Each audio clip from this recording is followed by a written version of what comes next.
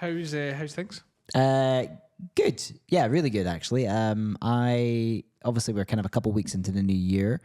I've been experimenting with like adverts and stuff like that online. You have, which yeah. I mean super interesting. Obviously, like, what are you giggling at? Just your mishap. Oh, right. I mean, look. So Facebook ads or meta ads, whatever you want to call them these days, it's a minefield out there. Like, it's not user friendly whatsoever. And I've dabbled with it in the past, and it's just like, the interface on there is just so confusing. And they have all your historical ads, and you can't seem to delete them. I know. I'm looking forward to Michaela at the summit, just like dumbing that down for me. But essentially, like, so from about 4 days ago, I launched an ad based on the kind of knowledge that I've had, plus brushing up on some tutorials online.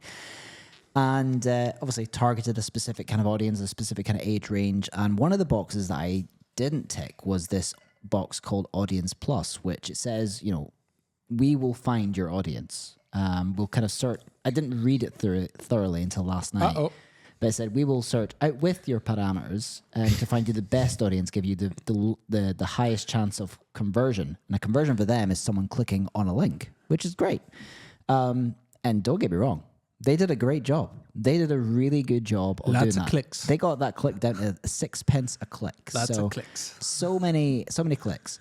It wasn't until Jason's like, whoo. Yeah, it was like, I can feel the money. This is good. I mean, and to be fair, like the rate of leads coming in, it was worth it. You know, it was pretty good. It wasn't until last night when well, to be fair, I would have figured it out sooner, but it wasn't showing the stats because I was still looking at 2024 rather than 2025.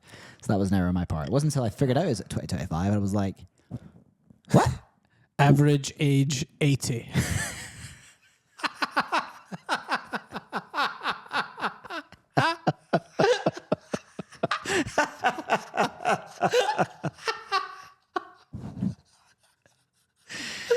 Oh, it's too funny. The thing is, you think he's joking.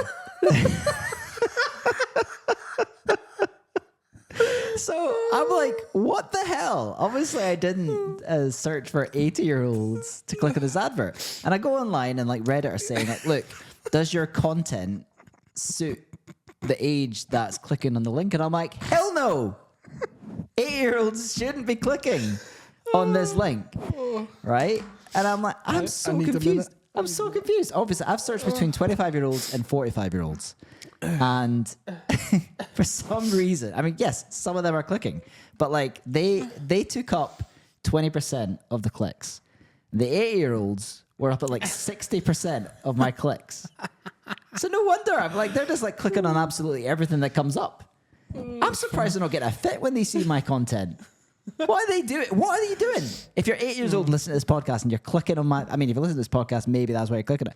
What are you doing, Gran?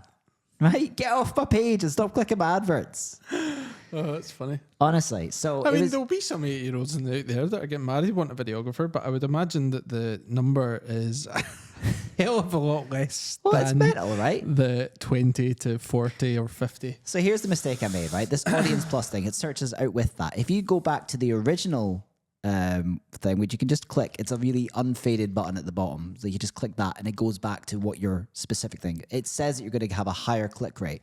But honestly, like, I'm happy to pay 30 pence a click rather than 6 pence a click if I'm going to get a 25-year-old clicking that link. You know what I mean? Well, if you're in your 80s or over and you need a wedding videographer, look no further. Here's the thing, though. I'm getting leads. It's working. It's just that's what I don't understand as well, though. So what? So they? So yeah, but they won't be. No, they're not. They are not 80. Yeah, they're engaged couples within. I mean, like I said, there'll be 8-year-olds out there. It's just getting passed around the bloody. There is it'll be slim pickings. Oh my goodness. Well, you know, that's another niche to explore.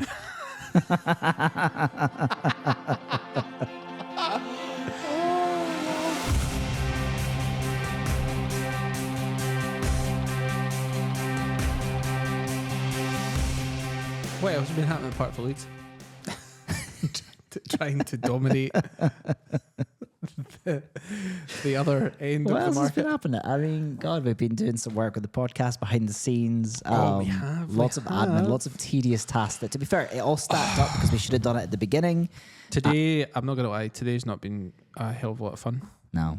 Data processing, basically just trying to like update all of our YouTube thumbnails, because what we're doing now is we're uploading the back catalogue of episodes on YouTube so that you can go and watch them. But we need to add in things like our kind of like sponsored ads and stuff like that into them, and a whole bunch of other stuff, and have like proper kind of like intro cards for them and stuff. Just make it look a bit prettier, because I think before, when we didn't really figure out a system, did we, for like doing all this stuff. It was a little bit kind of like It was cowboyish. haphazard, It was a bit cowboy. So now that it's more of the podcast is a thing now in our lives, that we're just trying to like spruce it up a little bit. So And I think it'll grow from here in terms of like how we make that look. Right now, we're just kind of doing the back end of stuff. So once we've kind of caught up with that, you know, going forward, we can go, right, we want the videos to look like this. I know it's important to have things looking proper. I think we want to get it to a standard, like a minimum standard that we're happy with, and then we can go from there. We are going to be making some changes, like aesthetically, to the room very soon. But yeah. Yeah, and I think that'll go hand in hand with how the appearance of the podcast online is going to look as well. So yeah, there's definitely a lot of stuff happening. But I mean, like in terms of your business, it's the start of the year. What is it that you're doing right now? I am trying to. First of all, I've still got a backlog, so I'm still trying to whittle that down. Making good progress on it. It's starting to like hit a bit of a rhythm, which is good. So we're making progress on edits. At the same time, though, I've still got in the back of my head, right, still need to be marketing the business, considering that it is engagement season. But I'm also kind of looking at like kind of similar to the podcast in a way, like looking at the back end stuff, trying to look at how YouTube, for instance, can work a little bit better for me than it is at the minute. Now, don't get me wrong, I have had leads and bookings from YouTube. But you introduced me to a little tool that I'm very excited to get my teeth further into. Yeah, I mean, we were looking at your YouTube videos and I was like, oh, I wouldn't have named the video like that. And you're like, why not? It's got the venue. It's got the couple's name. It's got 100,000 views, Jason. From India. Doesn't matter. Yeah, randomly, Rizzo Films is super popular in India. It's doing the rounds. Yes. Looking forward to that plaque coming your way, wee silver 100K plaque. Yep. Yeah, and I was like, oh, I wouldn't have named it like that. And it's only from my experience by using this app that we're going to be talking about in this episode, as well as YouTube sort of stuff. And there was a few other things that you weren't doing in that, because you were saying, oh yeah, I've got tags in this. And I was like, let's see them.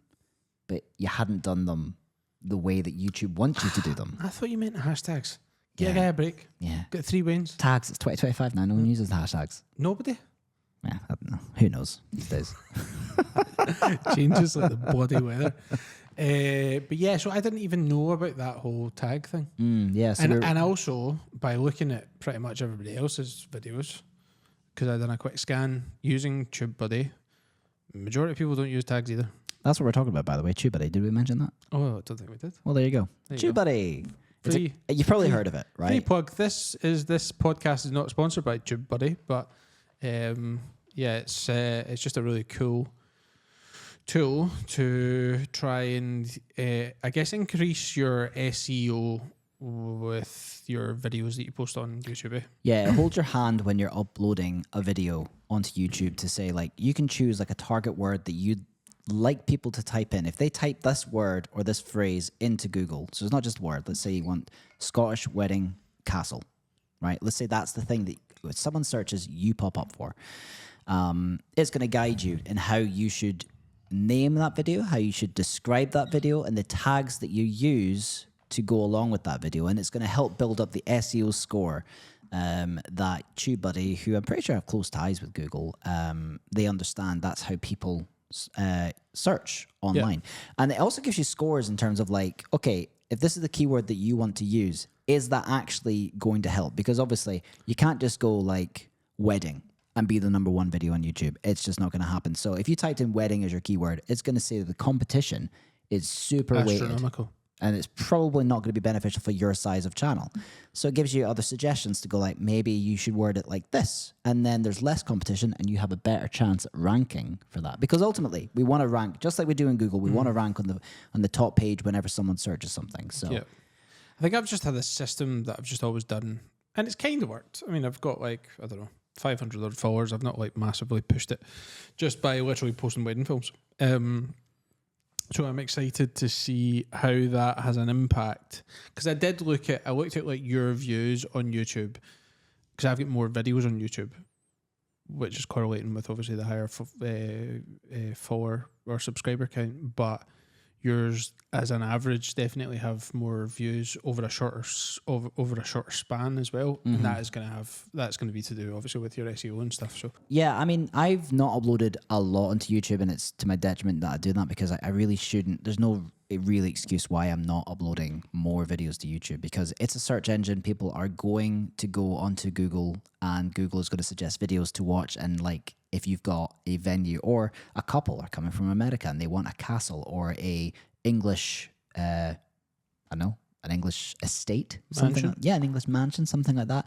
You know, you want the keywords to kind of be more weighted, like have a higher search volume, so that you've got more chance of more people coming, where you stand a chance of actually qualifying in that top page. Because if you get there, as Danny said, my videos, they're not like astronomical views, but they have a much higher kind of average than maybe sort of venue specific ones. I mean, not many people are searching venue specific rather than just like. I mean, some people. I don't know. Because like, if I think about like back when we got married, that is, now I'm not everybody, of course, but like I feel like you would go into YouTube. You're not going to just type into YouTube wedding videographer. Like, I think you're going to go and you're going to type in wedding film or wedding video at, you know, Kinmount House or whatever. Yeah. Like, you're gonna look and see somebody that shot there before. I think if we think as well, like, about, because a lot of the time that like couples will get quite, we'll call it a bee in their bonnet, but like some people can get quite fixated on the fact, have you shot at the venue before? So I feel that, I don't feel like all clients are using YouTube, but I think the ones that are will be looking at venue specific stuff. Yeah, it wasn't to say that no one's using it. I just feel like a search term that's used more, and this is facts I'm taking from TubeBuddy, is that someone is more likely to search Scottish wedding videographer than Kinmount House. Yes, overall. That's what I was saying. That's a more popular search term than a venue specific term, and that's why I targeted my videos to be on the larger search term rather than just being generic to a venue. Although if you did it to a venue, you'd have a much higher chance of being the first or you know, in the top 5 results of that. So because there's not as much competition for that. I just thought I would go for the higher competition to have the longer term payoff, really. That's kind of what my thoughts were on that. Yeah. But then you sacrifice your position. Sacrifice your position. So I think I'll experiment this year, and I'll kind of do maybe a bit of venue specific, but also kind of tying in keywords that can generate a wider interest too. Because I said my aim was to attract American couples searching for Scottish castles. Yeah. I feel like that worked, because like not majority, but there's a high percentage of my weddings that are American that are getting married in Scottish castles. So that worked for me, I would say. Yeah, I think as well, like just as like, I guess, of a side note, if it's something that you're not doing already, but just make sure that you have something on your website that clients can let you know where they found you from, so that, for instance, if you do start making changes to like, you know, YouTube and your YouTube uploads, that you can kind of like see the effect of that. If you can see that leads are coming in via YouTube and stuff. So if that's something you're not doing, I would start doing that. Yeah. It's a good idea to get data. So on Monday, we're having another Summit special podcast. And on Monday, it's super exciting. We've got Matt Johnson coming on. My boy, Matty the big boy. old Matt Johnson. And of course, Matt Johnson's speciality is YouTube. He knows the ins and outs of it, and his talk is going to be discussing all of that. He's going to go a little bit more into this on the podcast on Monday as well. So make sure you listen to that to kind of get more of an insight on this, because essentially we might just be sort of getting inspiration from what he said and talking about it just now, because I was just thinking of other things I wanted to mention there. Don't know if he talks about it or not. Either way, he's going to be talking about it at the summit, so make sure you've got your tickets. Yeah, it's going to be his. I mean, all the talks are going to be great, but I think if we think about like the whole ethos, I guess, of the event that we've put on, we're wanting people to come to the event and then walk away with stuff, the actionable stuff that they can take away. His is a prime example of that. In terms of the talk about like just really utilizing that YouTube space, because I think it's probably, I think as a general rule of thumb, it's probably one of the most underutilized social platforms when it comes to us wedding filmmakers, which is a little bit daft considering that how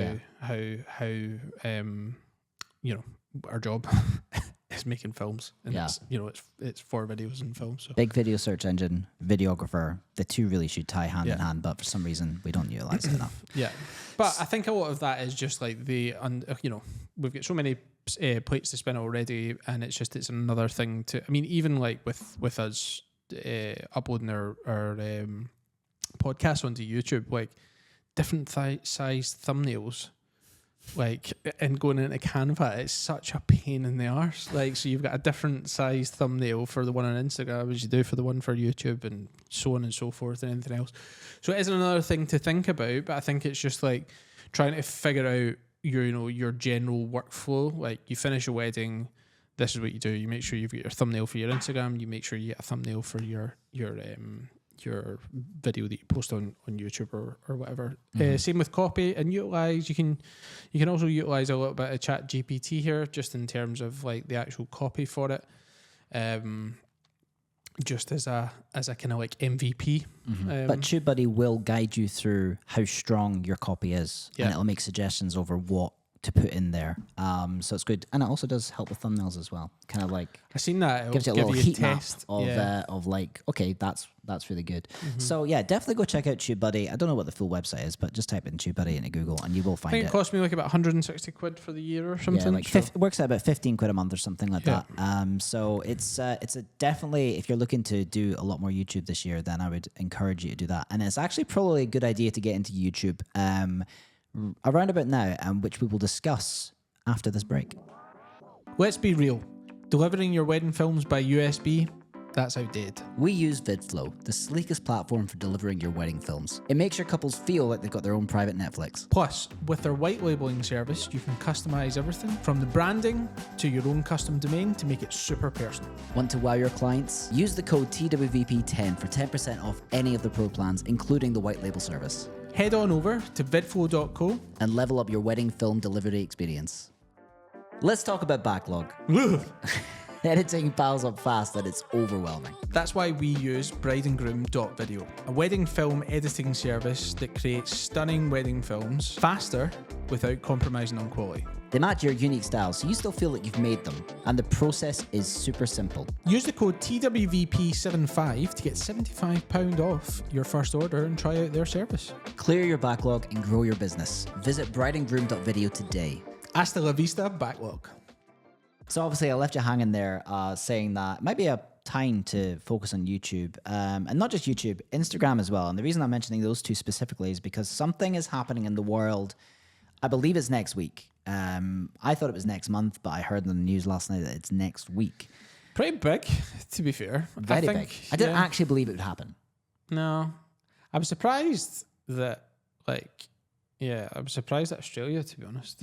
Yeah, I guess they're just in the same boat. But essentially what we're referring to is the ban of TikTok. Now, you might think, how the hell is this relevant to me in the UK as a wedding videographer? And I don't even upload anything to TikTok. TikTok's time has ran out. Eyeballs, baby. There's billion people using that app right? It's a phenomenal amount of attention. And that attention suddenly has to go onto another app.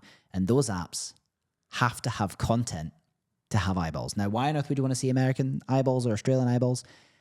It's the fact that those apps are going to have to adapt and shift content out to a massive amount of people.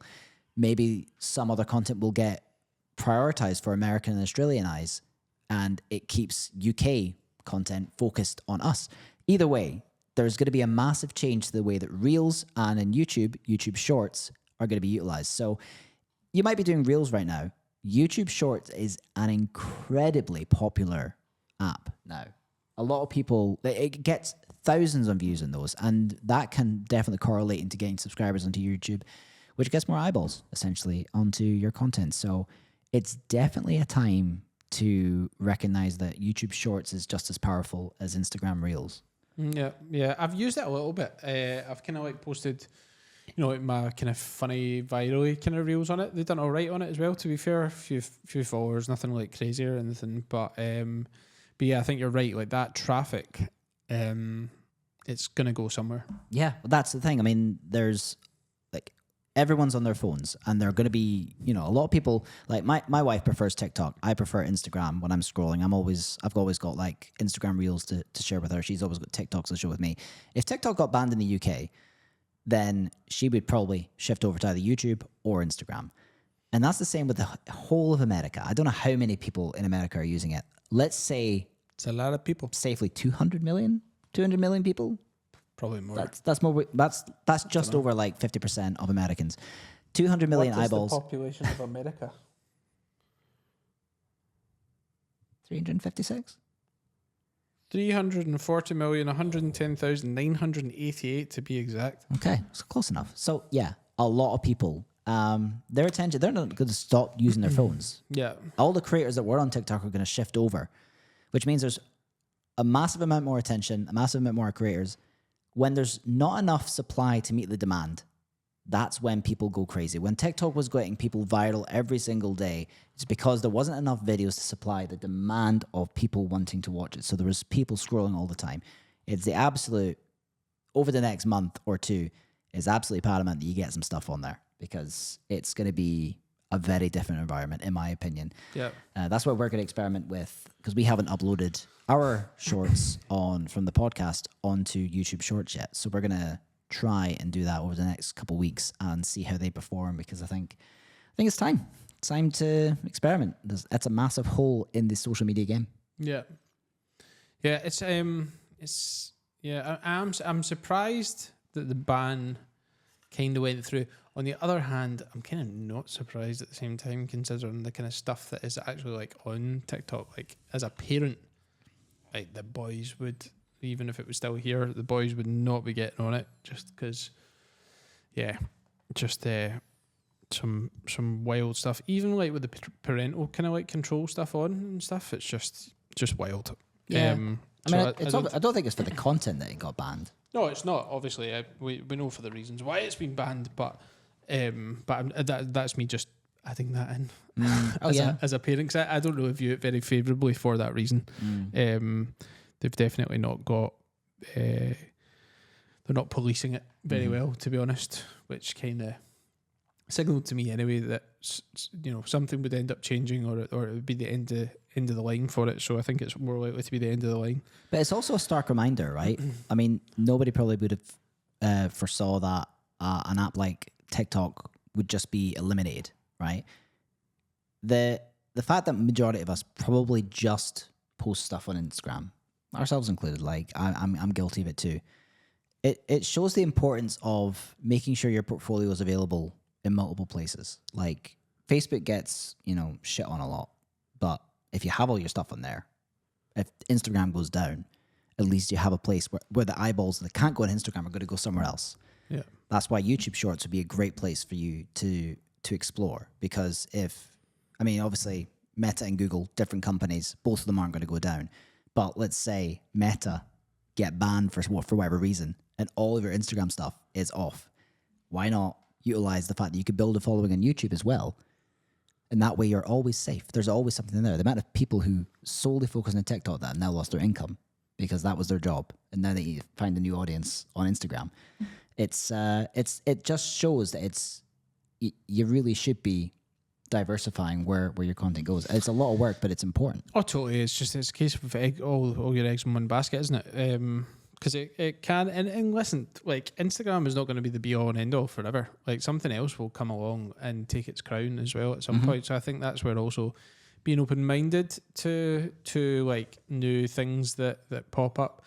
I know we've had the conversation before about like Snapchat and stuff. Don't really understand how Snapchat would work from a business portfolio point of view, considering that things disappear, which kind of defeats the purpose. But anyway, like whether it's Snapchat or whatever, I think there will be something that will come along again at some point, and I think that's where it's quite good to be almost like early adopters somewhat. I tried it with Threads for a while, but then if you go into Threads is a bit weird. Threads is still... I don't know what's happened to Threads, but it's just got really, really weird. I'm getting pushed really relevant content on Threads, and I'm enjoying going out. I was never a Twitter user, so I never really got the whole joy out of like sharing your thought, like little bit here and there. I never got that, and it's not something I'm good at. But the type of content I get on there is super relevant, and I feel like there is a place. I just haven't quite figured it out. It's not really a place to showcase, obviously, your portfolio, but it's definitely a place to build brand identity if that's something you want to do. Yeah. As a wedding videographer, like building brand identity, it might not be as impactful as what videos can do for you on Instagram, but I definitely think it could, if you've got a good sense of humor. It'd be a great place to stick it on there. I think, someone like Andrew Kerr, for example, like he would thrive on Threads. So if it is something that is, if you say on your website that, you're funny as, go prove it on Threads. Go do it, because it's amazing. I think people would follow you for your personality, and people would book you through your personality. So that's definitely a place to do that.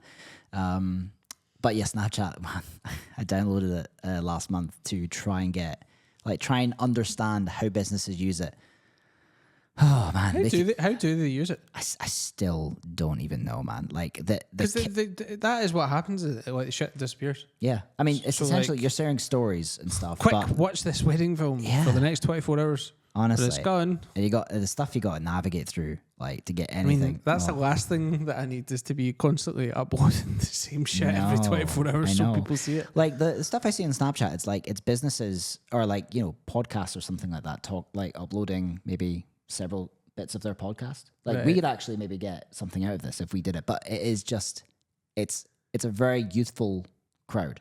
I know, but it also disappears. It disappears, but people forget stuff all the time, so you just reload the same stuff every day. Why not? I don't know how it works. But I remember I was on a night out. Sounds like so much work. I was on a night out, and I was having a smoke, and this kid, I say kid, he was like, I don't know, 21 or something like that. He came up to me. Old grandpa I know, right? Jason. I know, right? Hey, that's what the kids are doing.